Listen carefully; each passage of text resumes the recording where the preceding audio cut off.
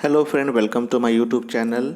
आज इस वीडियो में हम बात करेंगे यूपीएससी 2020 में जो पॉलिटी के क्वेश्चंस पूछे गए थे उस पे हम डिस्कशन करेंगे। I know I am very late but this is a discussion video जहां हम पॉलिटी के सारे क्वेश्चंस के बारे में डिस्कशन करेंगे और कुछ इम्पॉर्टेंट फैक्ट्स जानने की कोशिश करेंगे जो WBCS या other state public service commission exam में पूछे जा सकते हैं, उस पर भी हम चर्चा करेंगे। सबसे पहला जो क्वेश्चन है वो है कि एक पार्लियामेंट्री सिस्टम ऑफ गवर्नमेंट क्या होता है।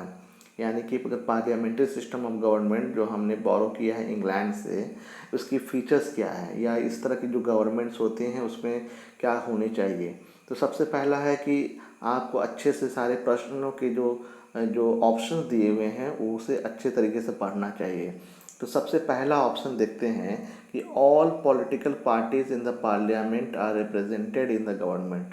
ऐसा कोई ज़रूरी नहीं है कि सभी पार्टी उसमें रिप्रेजेंट हो गवर्नमेंट में। बी को देखते हैं हम, प्रश्न देख लेते हैं, ऑप्शन देख लेते हैं, उसके बाद हम लोग देखेंगे। पहले डी ऑप्शन सी को देखें। The government is elected by the people and can be removed bye them. Government elect होते हैं और उसे रिमूव भी किया जा सकता है, इसे डेमोक्रेसी कहा जाता है। लेकिन क्या पार्लियामेंट्री डेमोक्रेसी में ऐसा ही होता है? तो ऐसा नहीं होता है। ये प्रेसिडेंशियल डेमोक्रेसी में भी हो सकता है और पार्लियामेंट्री डेमोक्रेसी दोनों जगह हो सकता है, लेकिन रिमूव करते हैं जब हम एक इलेक्शन आता है। लेकिन यहाँ पे कुछ और प्रश्न पूछा जा रहा है। डी जो प्रश्न ऑप्शन है, the government is chosen by the parliament but can not be removed by it before completion of a fixed term. ऐसा ये भी गलत है। क्यों? Government is chosen by the parliament, हाँ गवर्नमेंट पार्लियामेंट फॉर्म होता है, but they can be remove even before their expiry of the term. तो इस लिहाज से जो राइट आंसर है that is the right answer is the B. क्यों? Government is responsible to the parliament. हमें मालूम है कि गवर्नमेंट जो होता है पार्लियामेंट में लोकसभा के प्रति रिस्पॉन्सिबल होता है इन particular, and in general parliament के प्रति रिस्पॉन्सिबल होता है। और parliament and in particular Lok Sabha चाहे तो सरकार को रिमूव भी कर सकता है। तो इसलिए हमारा आंसर हो जाएगा आंसर बी। नेक्स्ट क्वेश्चन है, which part of the Indian constitution declares ideal of A welfare state. यहाँ पर देखिए सबसे जो ध्यान देने वाली बात है कि आइडियल ऑफ वेलफेयर स्टेट। तो जो आइडियल ऑफ वेलफेयर स्टेट है इसकी बात पूरे कॉन्स्टिट्यूशन में बहुत जगह इसका रिफ्लेक्शन तो जरूर मिल जाएगा, लेकिन वेलफेयर स्टेट के बारे में जो आइडियल्स है और वो भी मेन तौर पे जो दिया गया है वो आपको दिया गया है, आप पा सकते हैं directive principles of state policy में, और डीपीएसपी के आर्टिकल 38 में इसके बारे में ख़ास तौर से कहा गया है। अगला प्रश्न है, the constitution of India defines it's basic structure. यहाँ पे कुछ स्टेटमेंट है, दो स्टेटमेंट, उस दो स्टेटमेंट को पढ़ने के बाद हमें उसका उत्तर देना है। पहला स्टेटमेंट जो है उसमें कहा गया है, क्या कहा गया है? The constitution of India defines it's basic structure in terms of federalism, secularism, fundamental rights and democracy. तो ये जो स्टेटमेंट है ये स्टेटमेंट गलत है। क्यों? क्योंकि फंडामेंटल राइट को बेसिक स्ट्रक्चर को कॉन्स्टिट्यूशन में कहीं भी डिफाइन नहीं किया गया। फंडामेंटल राइट के बारे में हम जानते हैं कि आर्टिकल 12 में उसे डिफाइन किया गया है, लेकिन बेसिक स्ट्रक्चर जो है इसे कहीं भी डिफाइन नहीं किया गया है, यानी कि ये स्टेटमेंट गलत है। दूसरा स्टेटमेंट पढ़ते हैं, the constitution of India provides for judicial review. ये स्टेटमेंट्स जुडिशियल यहाँ तक तो ये है कि जुडिशियल रिव्यू प्रोवाइड करता है। आर्टिकल 13 को अगर आप देखेंगे, आर्टिकल 13 एंड आर्टिकल 32, तो यहाँ से जुडिशियरी जो है अपना पावर डिराइव करती है फॉर द जुडिशियल रिव्यू। लेकिन किस लिए? To safeguard the citizens liberties, citizens की जो आज़ादी है, and to preserve the ideals on which the constitution is based. तो जब जुडिशियल रिव्यू करती है सुप्रीम कोर्ट, तो उस वक्त क्या ये इसके बारे में लिबर्टीज़ के, सिटीजन्स की लिबर्टीज़ के बारे में देखती है कि नहीं, टू जो आइडियल्स है जिस पे कॉन्स्टिट्यूशन बनाया गया है कि नहीं वो देखा जाता है कि नहीं। तो इंडियन कॉन्स्टिट्यूशन में जो जुडिशियल रिव्यू का जो कॉन्सेप्ट है वो जुडिशियल रिव्यू का concept that is not like that concept is not like the concept of due process of law. Here we find the concept of the procedure established by law. इस concept पे India में judicial review किया जाता है। अब question है कि which of the statement given above is correct. तो पहले हम लोग देख चुके हैं कि जो स्टेटमेंट 1 है ये इनकरेक्ट है। स्टेटमेंट 2 जो है उसका जो पार्ट है कुछ पार्टली ये तो करेक्ट है, लेकिन आइडियल्स जब जुडिशियल रिव्यू करते हैं तो उस टाइम में बहुत सारे फैक्टर्स ज़रूर आते हैं, लेकिन मेन जो फैक्टर्स होता है वो कि क्या ये जो कॉन्स्टिट्यूशन बनाया जा रहा है ये प्रोसीजर इस्टेब्लिश्ड बाय लॉ जो है इसे फॉलो किया जा रहा है कि नहीं। तो इसमें देखा जाए तो ये सिटीजन्स की लिबर्टी को इस्टेब्लिश्ड जरूर करती है, सेफ गार्ड भी जरूर करती है। तो मोर और लेस ऑप्शन 2 जो है ये कुछ हद तक सही है, but I will say that it is partly true. यहाँ जो ऑप्शन है only 1, only 2, both 1 and 2, both 1 and 2 तो कभी होगा ही नहीं, 1 भी नहीं होगा। क्यों? क्योंकि दोनों स्टेटमेंट गलत है। अब यहाँ बचा ये 2, only 2, neither 1 not 2। I think we should go for only 2 because second option is more or less correct, but neither 1 and neither 2 can also be correct because this up to this portion this is absolutely correct, but to this extent this part is ambiguous. We shall wait for the official answer key, and I think till then we can definitely go for 2 only. Next question, one common agreement between Gandhism and Marxism. हम लोग जानते हैं कि गांधी जी के जो विचार हैं, Marxism के जो विचार हैं, उसमें कुछ कॉमन एग्रीमेंट है। तो क्लास स्ट्रगल क्या कॉमन एग्रीमेंट में आता है? क्लास स्ट्रगल, तो क्लास स्ट्रगल इसके कॉमन एग्रीमेंट में नहीं आता। क्यों? क्योंकि गांधी जी क्लास कोऑपरेशन की बात किया करते थे। एबोलिशन ऑफ प्राइवेट प्रॉपर्टी, तो जो एबोलिशन ऑफ प्राइवेट प्रॉपर्टी है ये मार्क्स ने तो ज़रूर कहा था, लेकिन गांधी जी प्राइवेट प्रॉपर्टी को ख़त्म करने के पक्ष में नहीं थे। गांधी जी क्लास कोऑपरेशन की बात करते थे और प्राइवेट प्रॉपर्टी को बोलते थे कि जो बिजनेसमैन है जिनके पास बहुत सारी दौलत है वो they should enjoy this property as a trust. Economic determinism, ये जो प्रिंसिपल है ये भी यहाँ काम नहीं करता है। तो लास्ट जो है गांधी जी की जो भी विचारधारा है, गांधी जी की विचारधारा में कि राम राज्य का कॉन्सेप्ट आता है। और गांधी जी के अगर स्टेट का जब आप लोग कॉन्सेप्ट पढ़िएगा इन पॉलिटिकल साइंस, उस वक्त देखिएगा कि गांधी जी स्टेट को as a weapon of violence समझते थे, इंस्ट्रूमेंट ऑफ वायलेंस कहते थे। यानी कि राम राज्य बनाने का मतलब है कि जहाँ पे सब लोग खुश रहें, सब लोग अपने अपने गोल्स एंजॉय कर सकें। तो इस तरह की जो सोसाइटी है यानी कि वहाँ पे स्टेट की अवधारणा नहीं होगी। और मार्क्सिज्म में तो ख़ास तौर से कहा गया है कि जो सोसाइटी अल्टीमेट सोसाइटी होगा वहाँ पे स्टेट का कोई भी कॉन्सेप्ट नहीं होगा। तो गांधीयन कॉन्सेप्ट और मार्क्सिज्म के कॉन्सेप्ट में स्टेट जो है उसे सोसाइटी में नहीं होना चाहिए, and they all wanted a goal of stateless society. It is very clear from there ideology. Next question, in the context of India, which one of the following is the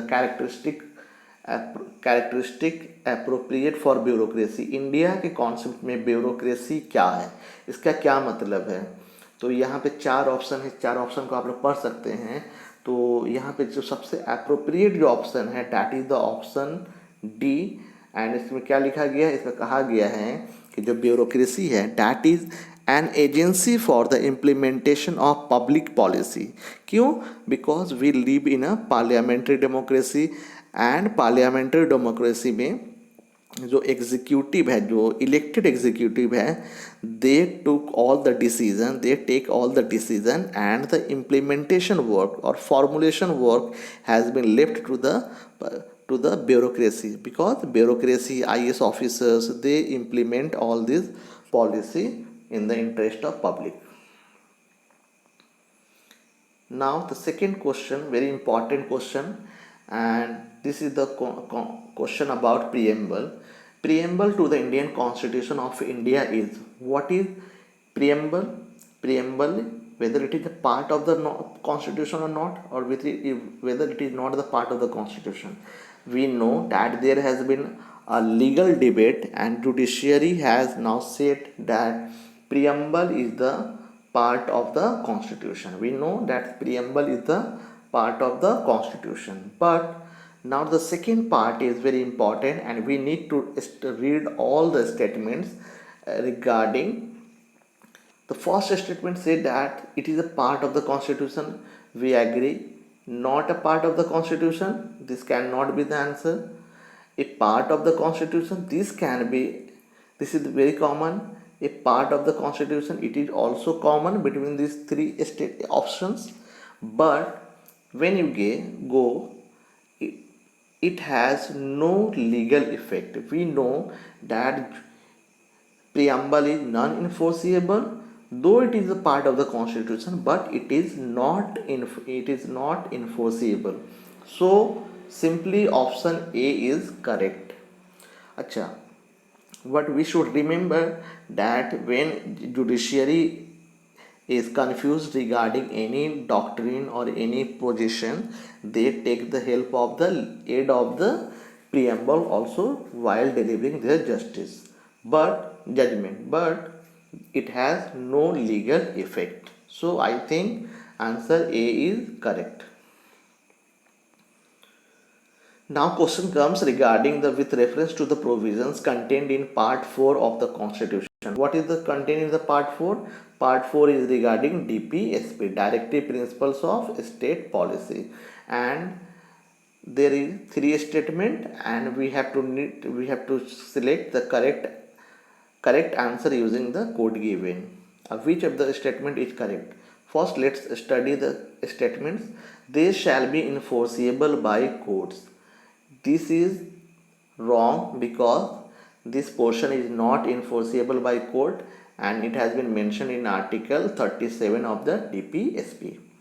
Second, they shall not be enforceable by any court. This statement is absolutely correct. Third statement, the principle laid down in this part are to influence the making of laws by the state. Absolutely correct, because this is a type of instruction given to the future government and future state how to make laws, how to implement policies. So this statement 2 and statement 3 are correct. So now let's see which options are correct. So the options 2 and 3 are correct. So answer should be D. Again, which of the statement is correct? There is 2 statement given. Now let's read the first option or first statement. According to the Constitution of India, a person who is eligible to vote can be made a minister in a state for 6 months, even if she is not a member of the legislature of the state. We know that a person can be made minister if he or she is not a member of the legislature of a state. This portion is correct. But the first tricky part is that a person who is eligible to vote, we know that a person becomes eligible for vote at the age of 18. So he can vote, but whether they can be made a minister, this is not true, because we know that eligibility for becoming a minister is 25 years. So this portion make this statement wrong. So statement 1 is wrong, because a person who is eligible to vote cannot become automatically a minister, because eligibility to be a minister is 25 years. Now the second statement say that according to the Representation of People's Act 1951, A person convicted of a criminal offense and sentenced to imprisonment of 5 years can be permanently disqualified from contesting an election even after his release from prison. This statement is also incorrect. Why this is incorrect? Because whenever a person is sentenced, actually the provision of the People's Representation Act 1951 is that whenever a person is held guilty for 2 years, he is barred from election for 6 years after release of imprisonment. So when a person is imprisoned for 2 years, minimum 2 years, he is barred from contesting election further 6 years after release of the from the prison. So they are not disqualified permanently. So this statement is also incorrect. So they have asked which of the statements are correct. Then we find that neither one or two is correct. So the answer is the D. Again, there are three statements and we have to choose which of the statement is correct. So let's read the statement. The President of India can summon a session of Parliament at such place as he thinks fit. Yes, this is the prerogative, this is the power of the President to summon Parliament, and they can summon it anywhere as the President thinks it fit. So this statement is absolutely correct. Second statement, the Constitution of India provides for 3 sessions of the Parliament in a year, but it is not mandatory to conduct all 3 sessions. This statement is wrong because nowhere in the Constitution it is mentioned that there shall be 3 sessions. They have just mentioned that there shall not be a gap of 6 months between 2 sessions. Statement 3, there is no minimum number of days that the Parliament is required to meet a year. Absolutely, you can see that during the pandemic, the number of days of Parliament has been reduced. So this statement is also true because there is no minimum number of days that the Parliament is required to meet in a year. So statement 1 and 3 are correct. Let's see what are the options. So option C, 1 and Sabha. Rajya Sabha has equal powers with Lok Sabha. Is it correct? Yes, this is absolutely true in the case of amendment of the Constitution.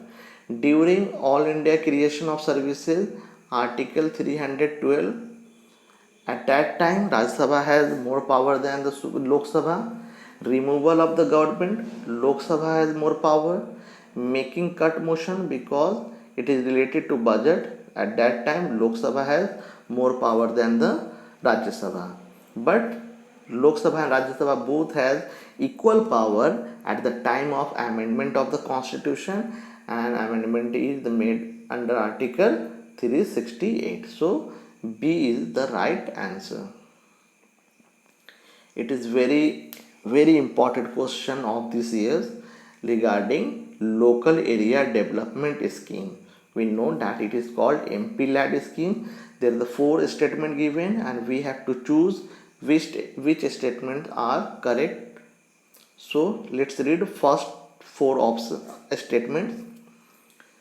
तो पहला 4 जो statement है, पहला statement देखते हैं कि MP LAD funds must be use to create durable assets like physical infrastructure for health, education, etc. This statement is absolutely true because MP-led fund is used for the creation of durable assets. I have also made a video on this topic 1 year ago. You can check that. Achha. Second statement, a specified portion of each MP's fund must benefit SC/ST population. Absolutely true. It is said that in the guideline it is said that around 15% must be utilized for SC and 7.5% must be utilized for scheduled tribes. So this is also true. Second, third statement, MP-led funds are sanctioned on yearly basis and the unused funds cannot be carried forward to the next year. This statement or this last part is the incorrect, because unused funds can be carried forward to the next year. So statement 3 is incorrect.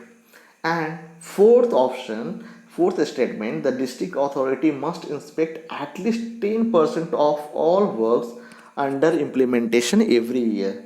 This is absolutely true, and I will say, and I will give some extra information here, that implementing agency, those who are implementing the work, they must inspect 100% works every year, and a district have to inspect at least 10% every year.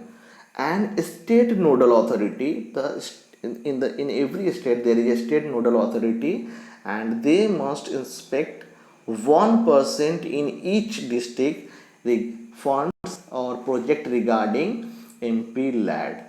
So this is very important information. So the statement 1, 2 and 4 are correct. So what is the statement 1, 2 and 4? So the answer option D is the right answer, because we just saw option 1, 2 and 4 are correct. Which one of the following categories of fundamental rights incorporate protection against untouchability as a form of discrimination? So untouchability has been mentioned in Article 17 of the Constitution. Okay. So Article 17 has been mentioned in which part of the fundamental rights? It has been mentioned under the right to equality, because right to equality has been dealt from the bracket Article 14 to Article 18, and this Article 17 comes under the right to equality. 35th question. In India, the separation of judiciary from the executive is enjoined. This has been mentioned in the directive principles of state policy, and where? In Article 50. So Article 50 talks about separation of judiciary from the executive. This is very important question. A constitutional government is by definition, constitutional government यानी कि संवैधानिक सरकार किसे कहा जाता है? तो संवैधानिक सरकार government by legislature? No, because it can be any type of government. Popular government? No, they cannot be called popular government is a constitutional government. They can be, popular government can be any dictatorship also. Multi-party government? Yes, it can be, but it is not the nearest answer, nearest option, because multi-party government does not necessarily means a constitutional government. We know that constitution works on the principle of rule of law. Constitution works on the principle of rule of law. So any government which have to act as per the rule of the law, that they enjoy limited power. So their power, their executive power are defined, confined under the constitution and under the rule of law. So a limited government can be called a constitutional government. Other than the fundamental rights, which of the following parts of the Constitution of India reflects the principles and provisions of the Universal Declaration of Human Rights 1948? We know that Universal Declaration of Human Rights was adopted by the United Nations. So apart from the fundamental rights, it is absolutely true that fundamental rights and Universal Declaration of Human Rights, they both talks about the rights. So obviously fundamental rights reflects the Universal Declaration of Human Rights, but it is also reflected under the preamble in the portion like liberties, equalities. They talk about Universal Declaration of Human Rights, also talk about liberty, equality, DPSP, you can see that how the state should perform, and Universal Declaration of Human Rights also talk about how a state should respond. And fundamental duties in Article 29, there are total 30 articles under the Universal Declaration of Human Rights, and Article 29 talk about some duties, and we know that fundamental duties also talk about duties of the citizen. So the Universal Declaration of Human Rights are reflected in all these three parts of the Constitution. So the right answer should be the D, 1, 2 and 3. It is very important. It is about legal services authorities. We know that those person who cannot afford legal services in India, they can go for the legal services authority and they can avail the option of free legal services. So who can benefit from these legal services? So the options are, and person with annual income of less than 1 lakh rupees. To some extent this statement is true, and to some extent it is not true, because legal services authorities vary from state to state. In most of the state it is 1 lakh rupees, but in union territories like Haryana, like Chandigarh, etc., it is below Andaman, it is below 1 lakh rupees. So this statement is true if we consider all the state and union territory. Second, transgender with annual income of less than 2 lakh rupees. Yes, in Delhi, transgender under the 2 lakh rupees national income, they can avail these legal services. But legal services authority does not talk about the OBC. Even Haryana, they talk about the backward classes, but they particularly do not talk about the OBC. And there is no such income like called 3 lakh rupees. And now the fourth option is the fourth statement, the all senior citizen. No, all senior citizens are not covered under the legal services authority.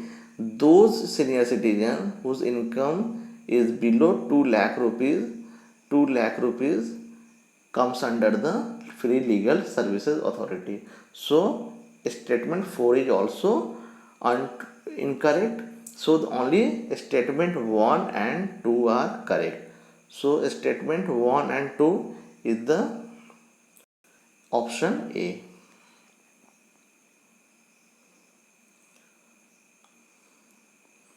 So this was the question of UPSC 2020.